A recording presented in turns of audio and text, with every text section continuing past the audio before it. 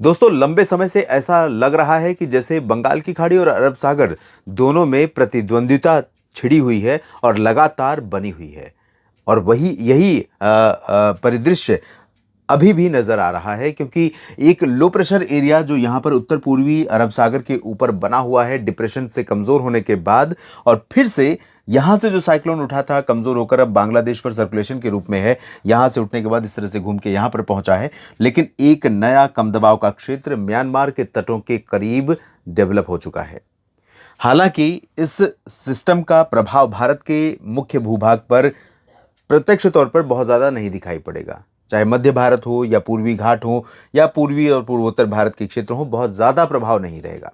लेकिन सिस्टम है और उसके चलते हवा के रुख में थोड़ा सा परिवर्तन रहेगा। और एक नया डब्ल्यूडी उत्तर भारत के पहाड़ों पर 4 नवंबर को दस्तक देने वाला है। तो इन सभी परिस्थितियों के बीच में क्या परिवर्तन 3 नवंबर के मौसम में रहेगा देश भर में, यही जानेंगे इस बुलेटिन में। यह है नेशनल वेदर बुलेटिन। स्वागत है आप सभी का। मैं हूं देवेंद्र त्रिपाठी, आपके साथ जुड़ता हूं दोस्तों देश भर के मौसम का हाल बताने के लिए। आज बहुत विलंब हुआ है वीडियो रिकॉर्ड करने में, कुछ विशेष वजह थी, लेकिन परिस्थितियां बदली हैं, हवाओं का रुख बदला है, मौसम का मिजाज भी उसी के उपरांत बदल गया है। और अगले 24 घंटों में भी काफी कुछ परिवर्तन होने की संभावना है। 3 और 4 के बीच में जब डब्ल्यूडी पहुंचेगा उत्तर भारत के पहाड़ों पर, तो पहाड़ों पर भी मौसम बदलेगा। मैदानी क्षेत्रों पर मौसम बदल चुका है। किसानों को लगातार इस समय डर सता रहा है कि आखिर बरसात किन जगहों पर और कब तक होती रहेगी, या आने वाले दिनों में क्या बरसात की संभावनाएं हैं। इसलिए ये समय बेहद ज़रूरी है कि आप लगातार मौसम के बारे में सही जानकारी लेते रहें। तो इसके लिए इस चैनल को सब्सक्राइब कर लीजिए और बेल आइकन पर क्लिक कर लीजिए ताकि अपडेट आप तक पहुंचता रहे। तो आइए जान लेते हैं सबसे पहले कि किस तरह की संभावना दिखाई पड़े। सबसे पहले तो हमने मौसमी सिस्टमों की चर्चा कर ली है, अब हम जान लेते हैं कि क्या संभावनाएं दिख रही हैं।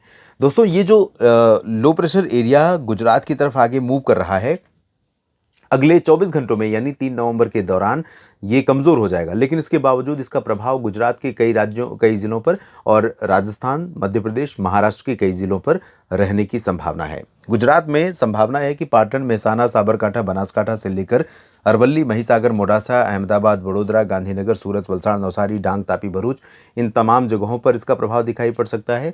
सौराष्ट्र और कच्छ के क्षेत्रों पर प्रभाव कम हो जाएगा, क्योंकि ये सिस्टम थोड़ा सा उत्तर की तरफ ज़्यादा प्रभाव दिखाएगा, उत्तर और पूरब की तरफ। इधर संभावनाएं कम हो जाएंगी। लेकिन बादल कच्छ में भी, सौराष्ट्र में भी कई जगहों पर, भावनगर, सोमनाथ, वेरावल समेत कच्छ में, भुज में भी दिखाई पड़ेंगे। और इधर आप देखिए मध्य प्रदेश पर गुना के दक्षिण पश्चिम में, गुना और भोपाल, बैतूल, इसके दक्षिण पश्चिम के क्षेत्र जो होंगे, जिसमें नीमच है, रतलाम है, मंदसौर है, धार, खंडवा, खरगोन, बुरहानपुर, अलीराजपुर, उज्जैन, इंदौर, देवास, इन सभी जगहों पर कई हिस्से ऐसे होंगे जहां पर बादल काफी घने होंगे। भोपाल, विदिशा और आसपास के भागों पर भी बादल रहेंगे और बरसात होने की संभावना गुना से लेकर बैतूल के बीच में यहां पर रहेगी। पूर्वी मध्य प्रदेश में और साथ में गुना के ऊपर यानी शिवपुरी, श्योपुर, ग्वालियर, निवाड़ी, टीकमगढ़, दतिया समेत खजुराहो, सागर, सतना, पन्ना, रीवा, सीधी, सिंगरौली, उमरिया, कटनी, शहडोल, अनूपपुर, डिंडोरी, मांडला, बालाघाट, जबलपुर, नर्मदापुरम, छिंदवाड़ा, एंटायर रीजन जो है, यहाँ तक कि मध्य क्षेत्र, ये पूरा ड्राई रहेगा। आंशिक बादल यहाँ पर बन सकते हैं। अब महाराष्ट्र में इसका कहाँ कहाँ प्रभाव रहेगा। महाराष्ट्र में न सिर्फ इस सिस्टम का प्रभाव रहेगा, बल्कि कुछ एक कनेक्शन बंगाल की खाड़ी से नमी के आने का भी बन रहा है। और यही वजह है कि विदर्भ के पश्चिमी क्षेत्रों से लेकर मराठवाड़ा और मध्य महाराष्ट्र तथा कोंकण, गोवा के भी कई भागों पर बादल बनेंगे। मराठवाड़ा में चांसेस थोड़ा ज़्यादा हैं बारिश के, नांदेड़, लातूर, बीड, जालना, हिंगोली, लेकिन बाकी जगहों पर इंटेंसिटी पहले के मुकाबले काफ़ी कम रहेगी। इसके बावजूद अकोला, वर्धा, अमरावती, यवतमाल समेत ये जो पश्चिमी विदर्भ है, जलगांव, नंदुरबार, धुले, नासिक और अहिल्यानगर, पुणे का क्षेत्र है, और पालघर, मुंबई से लेकर रत्नागिरी, सिंधुदुर्ग और गोवा का क्षेत्र है, इन भागों में कहीं कहीं पर हल्की बौछारें गिर सकती हैं। नागपुर, चंद्रपुर, गढ़चिरौली, भंडारा, गोंदिया समेत पूर्वी विदर्भ में ड्राई वेदर रहेगा। छत्तीसगढ़, ओडिशा पर काफ़ी जगहों पर ड्राई वेदर रहेगा, अधिकांश जगहों पर कह सकते हैं। कुछ दक्षिणी क्षेत्रों पर भवानीपटना और आसपास केंद्रपाड़ा, बीजापुर, जगदलपुर, सुकमा, दंतेवाड़ा में कुछ जगहों पर यहाँ बरसात हो सकती है।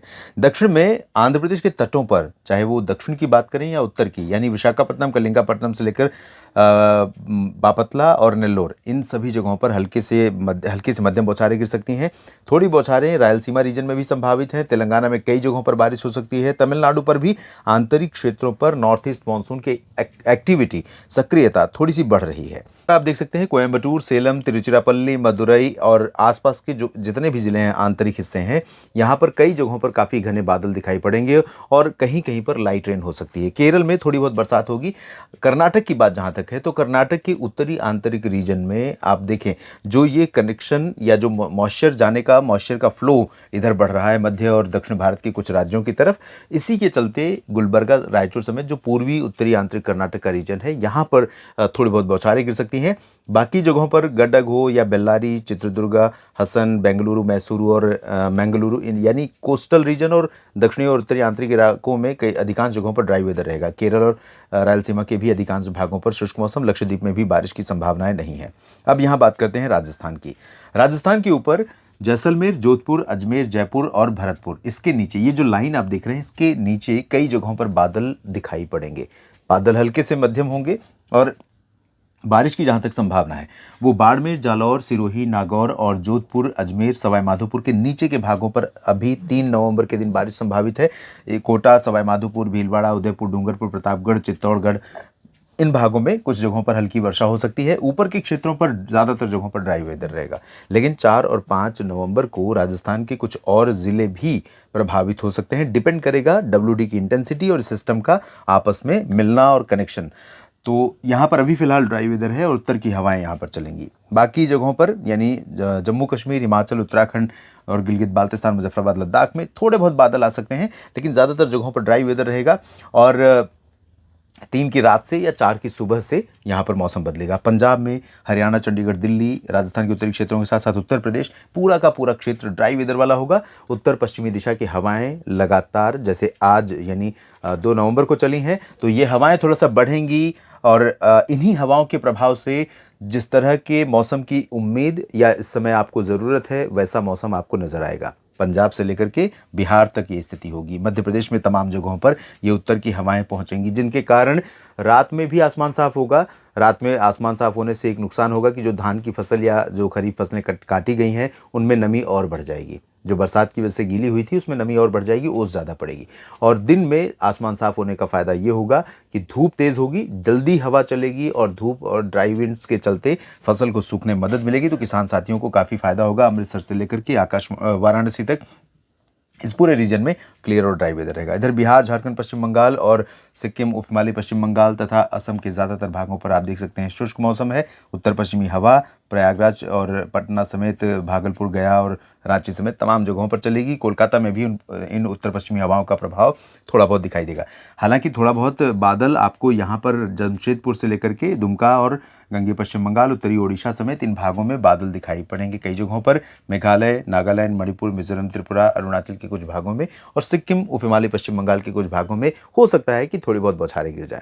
नेशनल वेदर बुलेटिन में भी इतना ही। बने रहिए लगातार मेरे साथ मौसम तक और न्यूज़ मीडिया मंच पर। धन्यवाद, नमस्कार।